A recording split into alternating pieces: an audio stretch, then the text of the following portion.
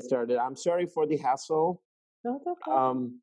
And also just a warning, sometimes I have electricity cut off. Okay. So if I go dark, that's very normal here because Okay. the interruptions and the cutting and the shortages are always constant here. Okay. So give me 1 second. I'm trying to hook up to live broadcast on my channel on Okay. I'm gonna record the Zoom meeting if that's okay. I'm gonna edit. definitely. Subtitle. I'm gonna edit and subtitle it. So. Perfect. You can do whatever you like with the video. I am tagging you So up I here. requested. Yeah, I requested to record it. So I think you have to accept it. Yeah. Okay. Zoom meeting host. Give me 1 second here. No problem. It's, 1 second. Hold on. I gotta do diaper change. Hold on. so no worries. No worries.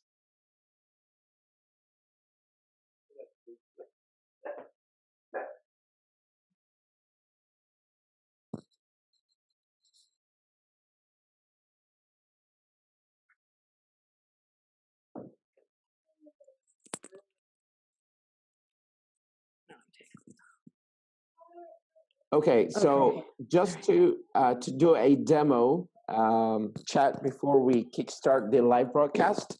Okay. The reason I'm so interested in your channel is because of the content that you provide. It's so organic. It is so beautifully done, very simplistic, and from a language perspective, it helps a lot of people actually here in Iraq to learn language.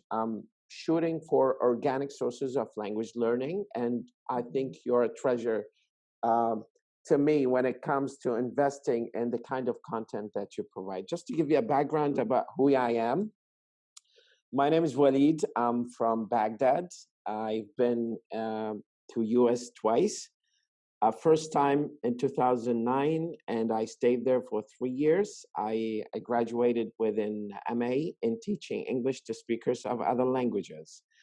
I stayed in Monterey, California, and I've toured probably more than 15 states in the United States, including Nevada, where I usually celebrate my birthday there on December 31st of every year of my stay in there. So now I'm doing my PhD in language teaching and education. So you can guess why I'm so interested in the kind of content that you do. Right now, we are in a different set of generation where there is a kind of very close gap between the young generation in Iraq and their use of technology. So this is where I'm trying to invest as much as of organic sources of language learning, and including you.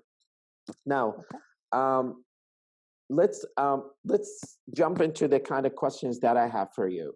The questions that I have for you after you do the introduction about you, if you're interested to talk about Dexter and his father and where he's originally from or where you met, that would definitely kind of like create a connection between you and my followers. I have more than 55,000 followers on my page, and once I'll post that, you're gonna get a lot of people to join your channel, and I'm really excited for that. So you can start from talking about yourself. There is no script. It is just casual conversation, and I hope to be one of your family friends here and your husband's friends, inshallah, in the future. Okay. I've prepared a list of questions to keep in mind. Some of them you mentioned in one of the videos in your channel, like, what do you think of? Do you think children are more violent today than they used to be? Why? Do you review baby products? Do you think that children are different today from time when you were a child, 50 years ago, probably? How do you connect between children there and now based on your experience? As an assistant doctor, what kind of medication advice do you have for families that have kids in Middle East? What is the most frequently asked question regarding how to raise up children what tips do you have for moms who have kids to teach them languages? What kind of recommendation do you have for families who want to raise people who speak more than two languages? Since you started talking about Dexter and trying to teach him two languages or more to be raised up as a bilingual person. And how do you take care of your child? These are common questions. We do not have to stick to them in a sequential order. We can go with anyone that you prefer. Okay. Also, I would definitely try to speak less and give you the chance to speak more. Tell us about your experience. So is that okay? Yeah, it's great. Any comments so far? No, I think I'll let you go ahead and start, and we'll just kind of go and see where the video goes. I think perfect. Best. Okay, so give me 1 second. And we might face a little bit of interruption now and then, between now and then. So I hope that you understand that. That's okay, fine. so I edit these videos, so it'll be fine. It'll just be things that I cut out of it, so it'll be fine. let me do a little bit of intro in Arabic. السلام عليكم ورحمة الله وبركاته. اليوم عندنا لقاء ويا ليل ديكستر. عندنا مساعدة الدكتور كيتي من نيفادا. كيتي متزوجة من عراقي وعايشة بالولايات المتحدة الأمريكية، تحديدا في ولاية نيفادا. عندها lovely child, his name is Dexter. اليوم راح تحدثنا عن تجربتها ويا ديكستر وشون بدها تحاول تربيه حتى يتعلم لغتين، العربية والإنجليزية، وبنفس الوقت تنطينا نصائح كونها مساعدة الدكتور في الأزمة اللي تعيشها العوائل حاليا بالعراق وبالشرق الأوسط، وشون يراعون أطفالهم من ناحية النظافة من ناحية التعليم. Okay, so Katie, welcome. Thank you so much for accepting the invitation to join us here. Thank you for having me and inviting me. I'm really happy to do a video with you today. Likewise, me too. Thank you so much for joining us here. Katie, would you please tell us a little bit about yourself, your experience, your family? We would be definitely more than happy to hear your experience and your impression about how to raise up your children and your child, and what kind of care do you have for them medically and educationally. You have, okay. The floor is yours. Thank you. So my name is Katie. I'm actually currently a student, a physician assistant student. So basically I do similar things that a doctor does. There's just a handful of things that I can't do, like I can't perform surgery without a doctor present. I am a first-time mom. Dexter is my first baby. My husband and I live in Nevada together, raising Dexter amongst all the craziness that's going on, especially with school and coronavirus. It's crazy. So as a first-time mom, there's a lot of things that I didn't know and still don't know. And I turned to YouTube videos to learn how to do some of those things. And that's kind of where the basis of my channel came from. Was I'm sure there's other moms just like me that don't know what to do for their baby or how to care for their child or anything like that. So I decided to make videos on it. And one of my husband's family members saw the video and were like, oh my gosh, like, you know, you should make more of these videos. Like, we want to know more. And can you like translate them or something? Because a lot of us don't speak any English. We're having a hard time. There's no subtitles. So that's how I started making subtitles for my videos too. And I make videos on things that I wish I would have known. So that's how the YouTube channel started. And I just kind of share what I've learned from raising Dexter to share with other people that might not know. In terms of like medical care and stuff, my advice to everybody is see your pediatrician for any questions that you have. Don't take information off the internet necessarily. It might not be accurate. It's just better to go see a doctor. They would know better.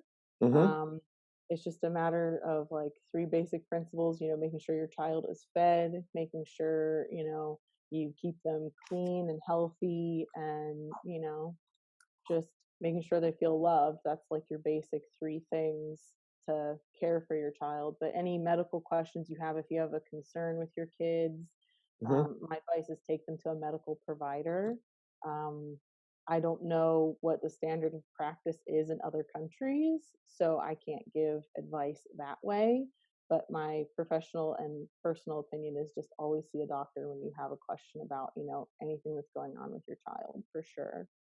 Um, and Dexter got really lucky that I'm still in school, and his dad and I are both intelligent, educated people, and so I'll read to him sometimes out of my books because they're really boring, and it puts him to sleep. And I was pregnant when I started school. I was 7 months pregnant when I started my program, so he was there in the beginning. I'm sure he Mm-hmm. got a little knowledge, just from listening to my lectures. Mm-hmm. But no, we're trying to teach him both languages right How? now. Now, So this is probably the epicenter of our discussion for tonight. Since I'm a specialist or a linguist, I want to hear all the details that are related to what kind of content you read to Dexter. This is something that I'm really curious about because I want to spread out the word about the content that you provide to Dexter, and then probably create an analogy of scenario to families here in Iraq where they can adopt some of the methods that you have. Um, I always trust you guys because you're assistant doctors. You're in the field of medicine. You mhm, know the ins and outs of the hygiene of your family, and also yeah. you're quite smart when it comes to the selectivity of the materials that you read to children. And Mhm. this is something that I'm really curious about. If we want to build a foundation for a very intelligent and genius children, definitely we need to start with the kind of content that we choose um, for them to read. And this Mhm. is where I would definitely give you more than 5 minutes if you are interested to delve deep in giving us the details of what you read to him. Since when you started reading, what is your recommendation to raising up genius children who can read and speak more than two languages? Okay, yeah. So just as an aside, I'm not a teacher, so I mean I don't know all the nitty-gritty details. I'm Mhm. just going based off of experience and things that I have learned in like child development classes that I had to Yeah. take in my undergrad. Um, so basically what we do with Dexter is I will say something to him in English, and my husband speaks English and Arabic, and he will say and teach me the Arabic phrase for whatever it is, like come Mm-hmm. here, ta'al. So I'll tell him come here, and then I repeat it in Arabic to him and do the same hand motion. This is our hand motion for come here. So I'll say come here, ta'al, and I'll do that, and I'll just keep repeating it like back and forth until he gets the Mm-hmm. idea to come to me, and then it's excitement, like, oh yes, you understood what I'm saying. Like that's how we do a lot of the phrases that we use with him or when we talk to him. Also, babies are sponges. Anything you say to them, just talking to them, not doing baby talk to like goo goo gaga to them, like Mm-hmm. that doesn't help them. It's like having a conversation with them like they're an adult or like they're an older child. And even like having a conversation with them, like, they make a noise and you're like, oh wow, really? Really? Okay, tell me more about that. Mm-hmm. Just talking to them like they're an actual person is super beneficial to them and their little brains. Um, So, so as far as I understood from the what you said, that if we should talk to children as if we are talking to adults. Is this yeah. what you're saying? So the diversity of language that we use is pretty much similar to that of me talking to you or you talking to your husband. Yes. And what's the rationale behind that? Why don't we talk to children as if we use simplified version of language? So, because the reason you don't want to use like baby talk, you can use more simplified language, Mm-hmm. like you're talking to like a young child, even like a 3-year-old or something. You could use that kind of language, but the baby talk, just making the noises, doesn't help them actually learn language and how to make the sounds of language. The hardest any language, the hardest part is learning the vowels. If you can Yes. do the vowel sounds of a language, Mm-hmm. you can almost speak the language pretty much. It Mm-hmm. shouldn't be difficult for you to learn any word in that language if Mm-hmm. you can do the vowel sounds of that language. So speaking to them in a normal tone Yeah. and being expressive and talking to them like you would someone else that can understand and talk back to you is Yeah. beneficial to them, because then they're making the connection of like tone of voice and they're actually learning the words. They will speak sooner because you are talking to them. You Mm-hmm. know, they'll learn more words if you spend more time talking to them versus just, talking baby language to them. We also play Arabic TV for him. Uh-huh. We'll watch little cartoons and stuff with him. There's a couple of YouTube videos that I've found that like they play for an What hour, do different you things. do you have on the top of your head the The names of channel these names. channels? Maybe you I can share them with me later on, so I can put them Yeah, I'm in not the link. sure where they are. I'll have to look for Sure. them, but there's like they just like go through the alphabet and it's like an Mm-hmm. hour long of them like doing different activities for kids and singing it in different ways and like teaching them colors and animals and all that stuff using the alphabet. So Okay. that's another way that we help him, learn, because I don't know all the language. I don't speak Arabic fluently Mm-hmm. or even that well. I know some phrases. Mm-hmm. Um, but you know, it's really hard if you can't be conversational. They also learn really well like by two adults having conversation. Mm-hmm. So my husband will call his family, they speak Arabic, so he'll speak to them in Arabic and Dexter will sit there and video chat with the family, Mm-hmm. and that's how he's learning conversation in Arabic, because he learns Mm-hmm. conversation in English between me and my husband. So Which is then being able to learn conversation is what works best. well, this is probably an ideal situation where we can probably draw analogy from sociolinguistics. Here we have a quote from sociolinguistics that says if a person speaks even 10 or 15 words from a second language, he can be considered as a bilingual person.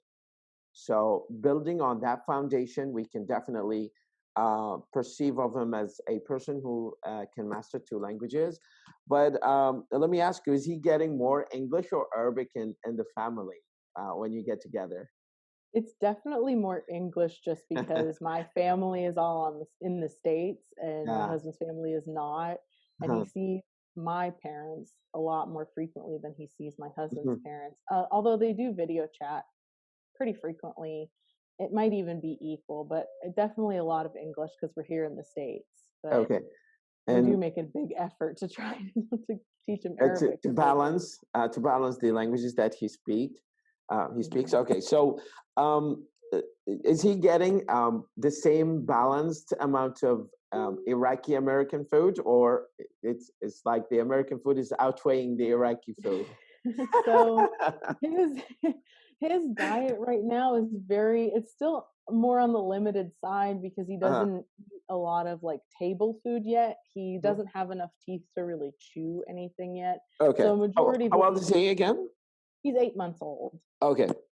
Yeah, so he only has two teeth on the bottom. So he's still Mhm. learning how to chew and stuff like that. And Mhm. so we're doing a lot of like fruits and vegetables that are soft. And I think I have a couple videos up of like showing some of the stuff that I feed him. It's like pureed baby food. We Mhm. just recently started solid foods that like are from the table, like eggs. I just started making scrambled eggs for him, and we haven't Mhm. started doing toast. You want to come here? Come here. Oh. Come here, Yeah, let's see him. Hello, Dexter. baby. Hi, bud. Hello, Mr. Handsome. How are you? He's like, I'm not sure what's going on. Schlonek, Schlonek. Say Zen. Can you Zen? say it? Can you say Zen? He's like, TV's on. I'm Yeah, he's interested in. babbling. I think he's babbling. He's in the stage of babbling right now, right?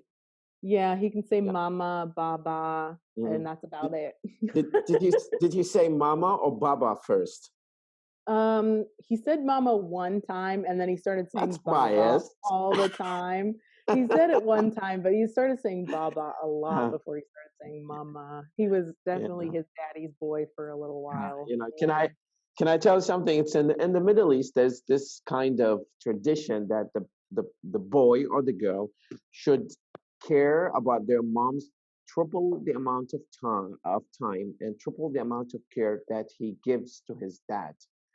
And this comes back to a saying by Prophet Muhammad. He said, once a man just approached him and told him, who should I care more about, my dad or my mom? And he said, your mom. And then the guy said, who else? And he said, your mom. And the guy said again, who else? And he said, your mom. And the guy said, who else? And then he said, your dad. So he said three times for your mom and one time for your dad. And probably I can tell why. I think the amount of care, the amount of attention, the amount of dedication that you give him is far more than his dad. Not just to marginalize his dad, but most of the time they are, you know, busy with work, with Mhm. uh, Yeah, I got getting. lucky in that my husband does a lot of helping me out and Mhm. taking care of Dexter a good equal amount to me just because I'm in school. Like when I was in classes before quarantines started happening, I was gone for about 6 to 8 hours a day, and Yeah. my husband would just watch him and feed him and take him places. Mhm. And then when quarantine happened, I came home and I still have classes online, Mhm. but he still helps me out a fair deal. But I think he's just gotten to that stage. Dexter's gotten Mhm. to that stage where it's like, Mom, you're the most fascinating person. Like, I just want to be around you all the time. No, So okay. So to balance the kind of questions that I am asking you, I got a question. Give me 1 second. I have a call right now. مرحبا ياسر، أنا بدرس مباشر حاليا. ياسر، أنا بدرس مباشر حاليا. I'm sorry. I got a question because people are watching us on my page right now. From Ayman Salah, he is asking, how can we raise children in a diverse environment? What's the best way to immerse children to learn language in a diverse community? All respect to you and happy Eid for both of you. Oh, I forgot to tell you, Happy Eid. I forgot. Thank you so much. Oh, Likewise, happy Eid for you too. I was thank just you. editing a video to send to my followers on my page about Eid, and then we started the live broadcast here. Yeah. So, did you hear the question? Yes. So to answer the question, the best way to diversify like your child's language and to be immersed in other cultures and be aware of other cultures is honestly like the internet is the greatest invention Mm-hmm. ever. Being on the internet, looking at YouTube, searching for things on the internet, if you're able to. Um, if you're able to get like a book on it, that's also interesting. Like I have a couple of books that Mm-hmm. I bought when I first met my husband about like Islam and like Arabic culture and things. So I could understand, Mm-hmm. customs and cultures in other places. I've always been that way. I love learning about cultures. I love learning about people. But the Mm-hmm. best way to do it um, is to just diversify what your children are watching, what they're Mm-hmm. reading, what you talk about with them. It's the best way to teach your child another language, even. It's just like Mm-hmm. getting them to listen to someone else speak a different language and then trying to put that to the words. And there's a Mm-hmm. lot of videos that teach another language that have subtitles in both English and Arabic, or English and whatever the language is, or two different languages so you can see it in your native Mm-hmm. language and the language you're trying to learn. So, do you think that internet is an alternative to the real kind of context where children get encounter with people who give them, sufficient learning in their families, like private tutors or private nannies? They just come and take care of the children. Yes and no, just because if you're doing something that's live where you can interact with that other person or do Mm-hmm. something like what we're doing, it can be beneficial because it's a real person and you're getting like actual interaction. Mm-hmm. Um, but at the same time, not everybody has that access to do that. Yeah. Having a conversation with a person that lives in that culture or lives, Mm-hmm. that kind of like lives talking that language and stuff like that, that's where you get the most benefit is like talking to the actual person. Mm-hmm. um the way that I've learned some Arabic is like I actually will watch, my husband will find videos like movies for me to Mm-hmm. watch and he'll put English subtitles on it, and just hearing the same words over and over and seeing the same words pop up, it's like, oh, okay, I think I know what Oh. they're talking about. Like I can understand their tone of voice. Mm-hmm. Like I understand, different cultural, subtleties. Mm-hmm. But it's like definitely in-person conversation is the number one best way to Mm-hmm. learn a language because you're having a conversation with that person. You're Mm-hmm. understanding like their tone of voice and their little mannerisms and things that they do. Whereas like watching a movie, like you could learn a language that way. You Mm-hmm. could watch a bunch of movies, listen to a bunch of music, watch a bunch of YouTube videos. Like Mm-hmm. someone could sit there and watch my YouTube channel Mm-hmm. all day, all night, but they're only gonna understand, a small portion of the language that I speak because they're only watching just that. But Mm-hmm. you can I know people that have learned a language that way, but it's not the easiest way. Okay, so the next, I have two more questions here because I know that you have time constraints and you have family It's commitments right okay. now. Question number one, do you think that you can help nurture certain identity in your child through the process of him growing up?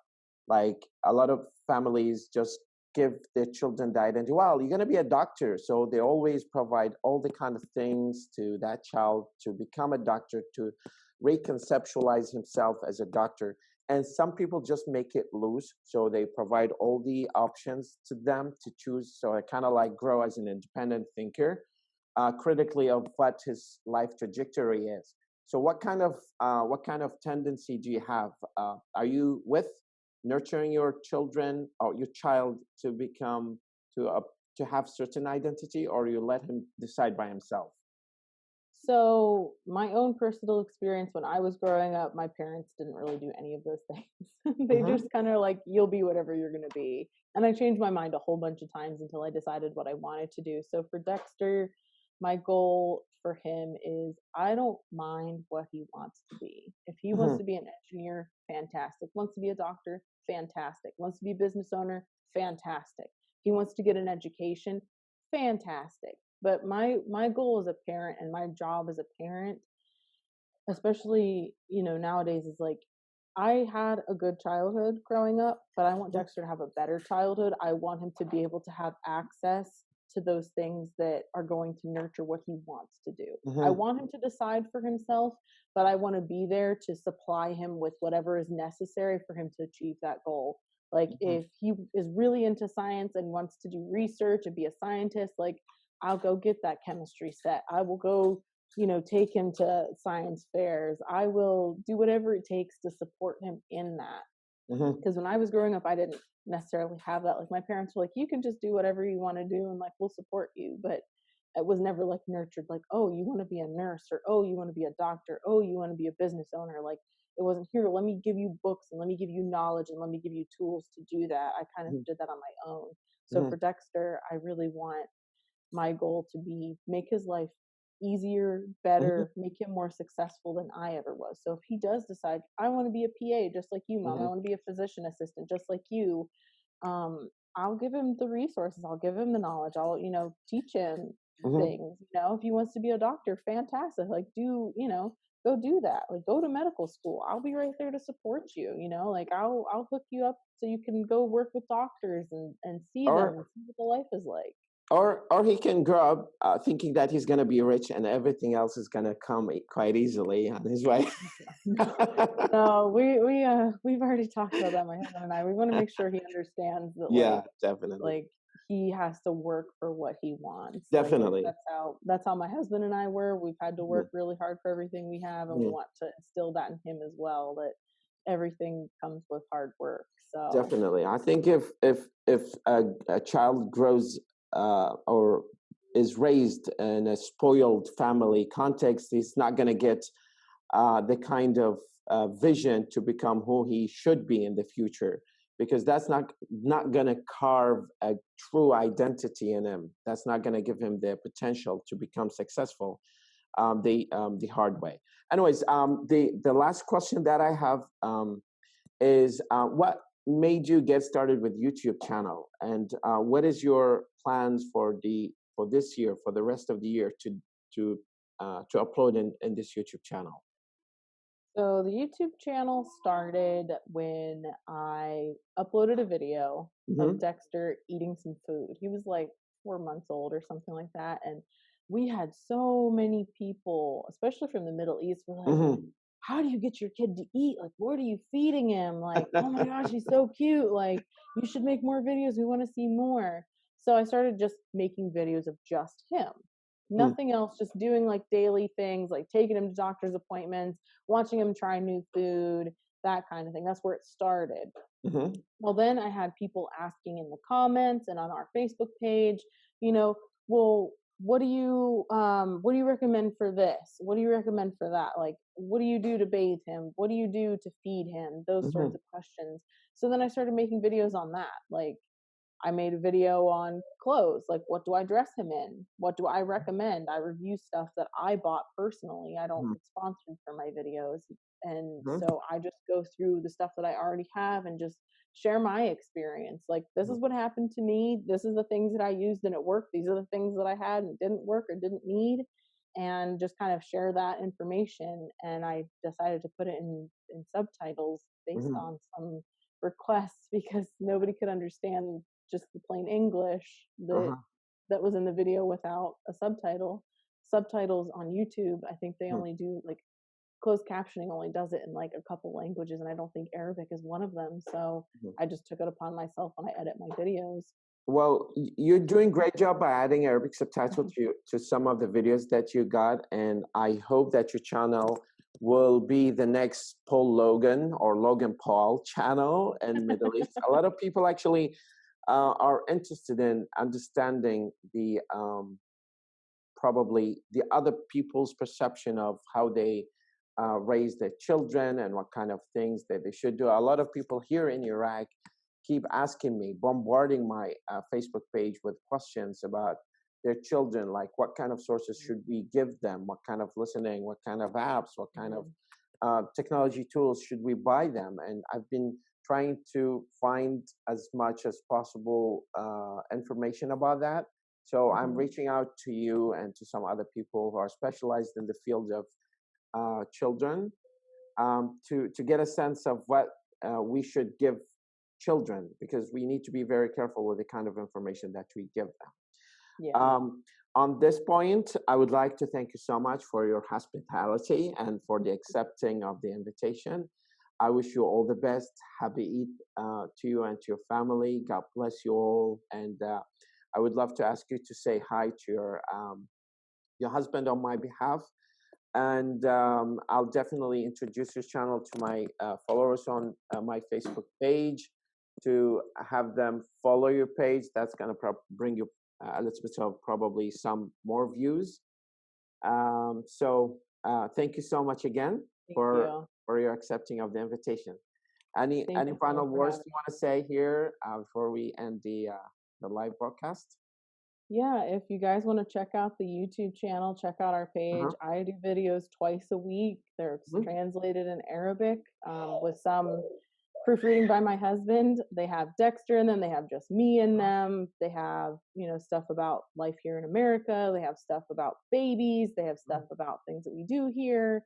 So if you guys are interested in learning about different cultures and different languages and about kids and kids' toys, things that I review, like definitely check out our channel. And thank you so much for having me today. And More maybe than we could welcome.